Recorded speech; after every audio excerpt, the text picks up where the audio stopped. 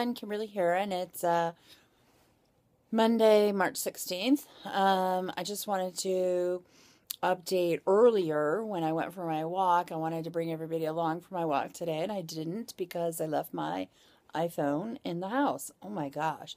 It was like leaving my right arm at home. Very strange, but I will say that I really enjoyed the walk. Finally, I think spring is coming. We have a mixture here of very cold days and some very warm ones coming up here. I think tomorrow it may actually get up to the 60s, which is a big change from today, which was 40s. But at least the sun was shining and it was nice. So the reason why I wanted to post an update today was to talk about our walks post-surgically. Recently, I had talked to somebody who had purchased a Fitbit and had immediately started using it post-surgically. So I had not done that, but when I started my walking program outside of the house, I started using, I had downloaded a few different free pedometer apps that I know I was going to assess and tell everyone which one I liked best. And of course, those would be based on my needs and the things that I was looking for it to tell me. So at any rate, basically what I want to say about this is when you get home from the hospital, the steps that you're taking in the house count, right? I mean, you're walking around and in the beginning, you're walking around minimally back and forth to the restroom or walking around enough like the doctor has told you because it's very important not to get blood clots.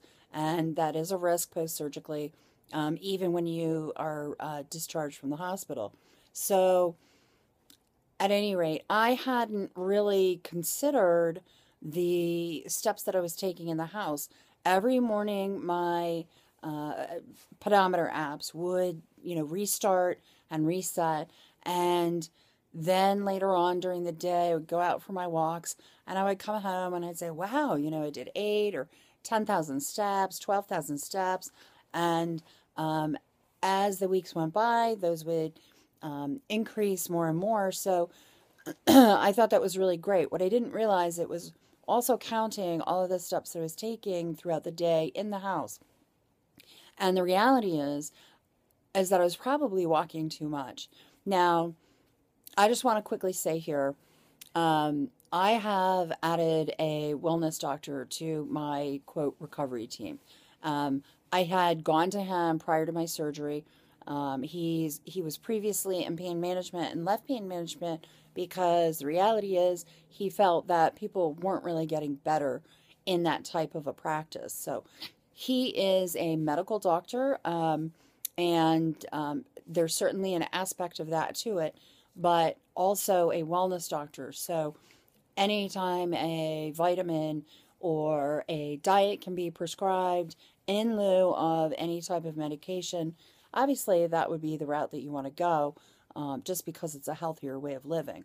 So I had gone to him about 3 weeks before my surgery.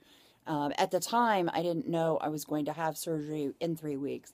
And what I did was I set up a diet plan. I cringe because it's just a healthy way of eating. Yes, it's smaller portions, but it does include 2 protein drinks. And I've been using protein drinks in the past, but these are bar none the absolute best I've ever had. You drink them twice a day, you eat your snacks, you have your meals, and I was never hungry.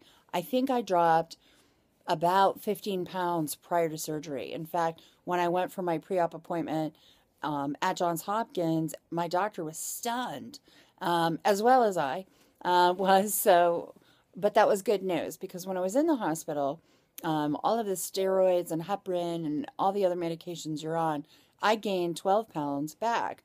And I wasn't eating anything unhealthy. I was eating fruits and vegetables and very small portion meals. But, you don't stand a chance against the steroids. So when I got home, I, again, started the diet. Again, cringe, but this diet is called the 5x5 diet. And really what it is an elimination diet. You are on it for about 5 weeks, and you're eliminating particular foods from your diet. And then after the 5 weeks, you start to introduce those back into your diet, and the doctor can identify which foods are kind of your triggers and things that maybe aren't good for you. Maybe it triggers some inflammation, pain in your joints. I find that that is going to be very important, along with the a number of steps that I'm walking every day to avoid the adjacent disc disease. It's really key, and I don't think that when we get out of the hospital, we're really thinking about adjacent disc disease at all. What we're thinking about is how to make ourselves better and recover successfully from our spinal fusion. Yes, that is the number one.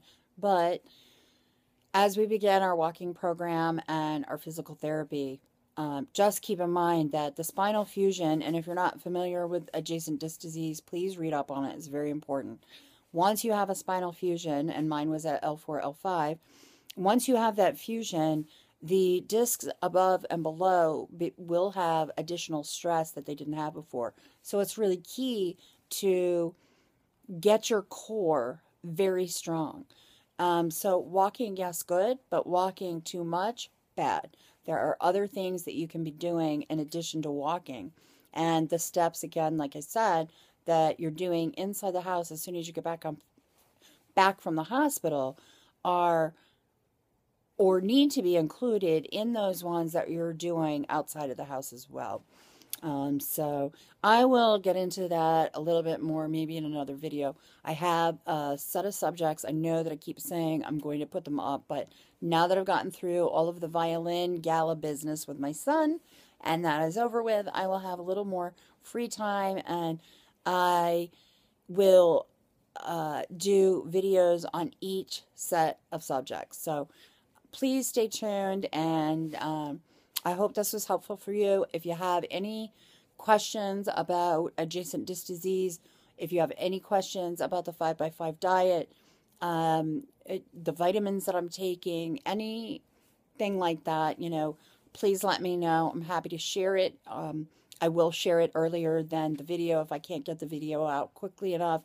So just shoot me an email. Also, please, if you liked this video, subscribe to my channel, and then you will be getting this information on a consistent and continual basis. So anyway, thank you for listening, and I will catch up with everybody very soon. I promise I will do one topic tomorrow on my first set of 5 in a series. So take care, everybody. Thanks. Good night.